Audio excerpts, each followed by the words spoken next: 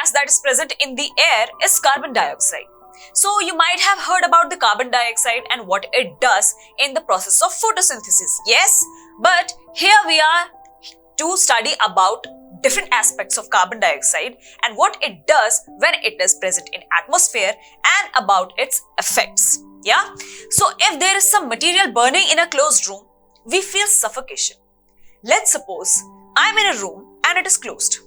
And let's say some material is burning in the same room. So after a while, I will start feeling suffocated. Means what it means to be suffocated? Suffocation का मतलब होता है not able to breathe. When I'm not able to breathe in a closed room where something is burning, that is called as suffocation. It means not able to breathe. Yes, it happens because of the burning. Yeah, as it is mentioned here, it is due to accumulation of excess carbon dioxide as burning continues. So this suffocation is because of carbon dioxide, because of release of CO2. The formula of carbon dioxide is CO2. Yes. So this suffocation we feel is because of the carbon dioxide when it gets accumulated in a closed room. So carbon dioxide makes up a small component of the air. अगर हम देखें कि air में क्या composition है different gases की, तो we will see that carbon dioxide का बहुत कम अमाउंट होता है जो एयर में प्रेजेंट रहता है. So see this picture, here you see that in this picture they have shown you a closed room, and in this room something is burning, and it is just a depiction for you to understand that इस अगर ऐसे close room में कुछ होएगा या कोई चीज burn करेगी तो वो चीज सफोकेशन कॉज करेगी. एंड अगर ये बहुत प्रोलॉन्ग जाती है, means if it is not stopping and we are not coming out of the room, then the person may die as well. Yes, because that person will not be able to breathe. That is why it is said कि कभी भी closed room में जहां पे ventilation ना हो, where there are no windows, जहां पे air cross नहीं कर सकती, there we should not sit or sleep. Yeah, same goes with the car. While you are traveling in a car, ऐसा कोई भी आपने situation नहीं create करना है where the windows of cars are closed. थोड़ा बहुत open करके रखना है so that fresh air can come inside. Yes. Now, plants and animals consume oxygen for respiration and produce carbon dioxide. We have seen the processes of photosynthesis. Photosynthesis is performed by plants, and plants वहां पे क्या करते हैं? या आप ये ले लीजिए कि when there is a respiration process. Respiration कौन-कौन करता है? Animals करते हैं. We are also animals. We also do respiration. So while we are doing respiration, हम क्या कर रहे हैं? What are we breathing in? We are breathing in oxygen and breathing out what? Carbon dioxide. Same goes with the plant. Plants में अगर आप respiration की बात करें तो रेस्पिरेशन में plants also take up oxygen and they release carbon dioxide. Yes, so plant and animal matter also consume oxygen on burning and produces carbon dioxide and few other gases. Let's say some plant and animals we are burning. Yes, we are burning means वो खराब हो चुके हैं. Either the plants are dead, animals are dead. And then with other materials we are burning it. उनके matter को अगर हम burn कर रहे हैं, so that also produces carbon dioxide. वो बर्निंग, उस मैटर का बर्निंग से भी कार्बन डाइऑक्साइड रिलीज होता है. उसके अलावा few other gases are also released. So here is the process of burning has shown. It requires oxygen as we have seen. Oxygen की रिक्वायरमेंट होती है बर्निंग में. अगर ऑक्सीजन प्रेजेंट नहीं होगा तो we have seen it in the activity. एक activity हमने की थी जिसमें हमने कैंडल जलाया था and then we have put a glass tumbler on it. तो उसकी वजह से क्या हुआ था? कैंडल बुझ गई थी बिकॉज ऑक्सीजन खत्म हो गया था. So we saw that burning requires oxygen and with the help of oxygen it burns and then produces carbon dioxide. Yes, so dry leaves should not be burned as it causes pollution.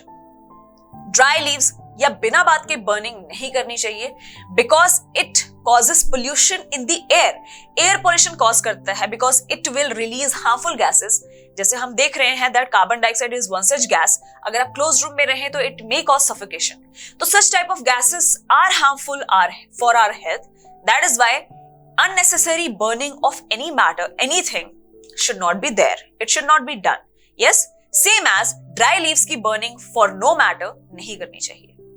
Next gas that is present in the air is dust and smoke. So burning of fuel produces smokes. Burning of fuel, let's say petrol and diesel in the vehicle. अगर vehicle चलती है तो petrol and diesel get used up. And अगर petrol and diesel use होते हैं तो उनकी वजह से आता है smoke बाहर. As we have seen in various vehicles, cars में हमने देखा है, buses में, trucks में, motorbikes में. So we have seen smoke coming out of those vehicles. So those are because there is a burning of fuel. Yeah. Now, smoke contains few gases, fine dust particles, and is often harmful. And now, the smoke which is coming out of the vehicle is not only the smoke, उसमें सिर्फ और सिर्फ gases नहीं present है, but fine dust particle जो ऐसे ही हमारे environment में हवा में उड़ते रहते हैं, वो भी present होते हैं. Yes, and these two together are very harmful for us, plants, animals, सभी के लिए. So that is why long chimneys are set up in factories. So there is also one reason कि आपने factories देखी है. Factories में इतना सारा production होता है daily. So वहां पे smoke भी निकलता है, gases भी निकलती हैं, धुआं भी निकलता है if you have seen it. So that is why जो chimneys होती है वो बहुत ऊंची बनाई जाती हैं, बहुत लंबी chimneys आपने देखी होंगी. And why? Because this takes harmful smoke and gases away from our noses. It is because कि जब चिमनीज हम ऊंची लगाते हैं, बहुत लंबी लगाते हैं, तो स्मोक बिल्कुल ऊपर जाके आसमान में क्लाउड्स के पास, मतलब इतनी भी ऊंची नहीं होती, but it is not near to the ground. तो वो काफी जो स्मोक होता है वो ऊपर ही रहता है, नीचे जमीन के पास नहीं आता. सो दैट इज वाई जो ह्यूमंस हैं they do not breathe it directly. वो उनको डायरेक्टली ब्रीथ करने की कोई जरूरत नहीं होती है, and that saves their health. But it is also affecting the atmosphere, environment भी इफेक्ट कर रहा है ये. So dust particles are always present in the air. Dust particles तो हमेशा ही प्रेजेंट रहते हैं हवा में.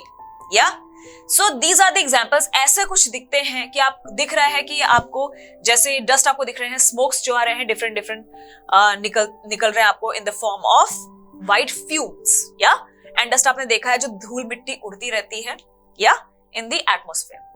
Now we have an activity on this topic. Activity number 4. Now, find a sunny room in your school or home.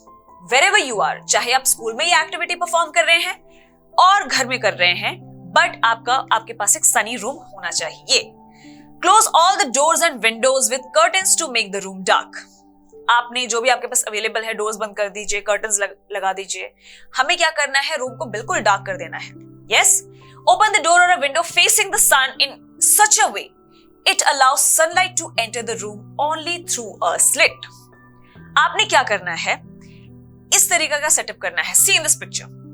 Here हमने क्या किया है, डोर क्लोज कर दिया है एंड उसमें एक छोटा सा होल था जिसमें से सनलाइट अंदर आ रही है, बस एक छोटे से क्या बोलते हैं स्लिट से, and small hole, let's say, not slit, whole.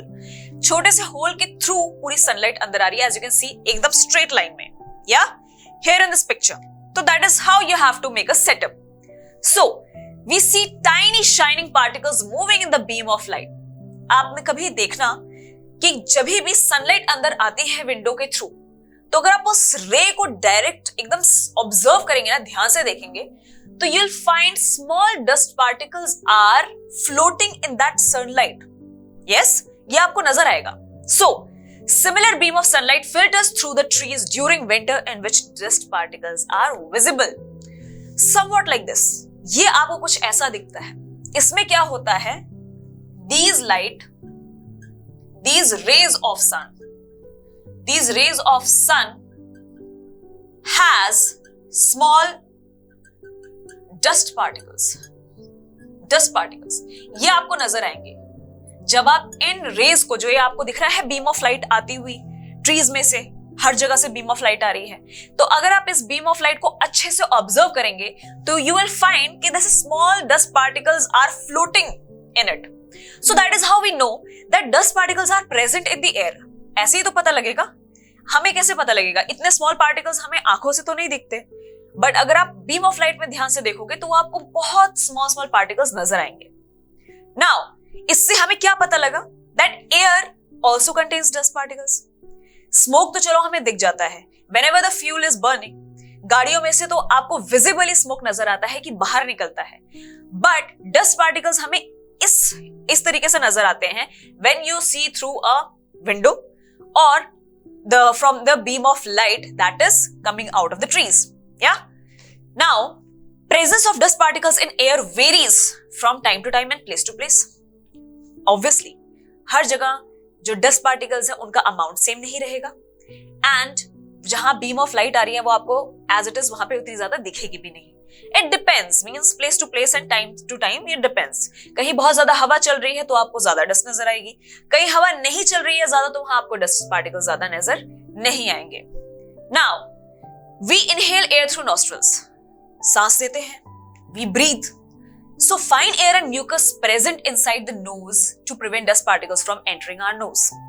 तो जो फाइन हमारे नाक के अंदर, नोज के अंदर आपने देखा होगा छोटे छोटे हेयर है. Also, there is mucus present inside our nose. So, whenever we breathe air, so तो ये जो dust particles होते हैं, they get trapped and do not enter in our nose. बिल्कुल अंदर नहीं जा पाते because of those fine hair that is present inside our nose and the mucus present inside our nose. Yes?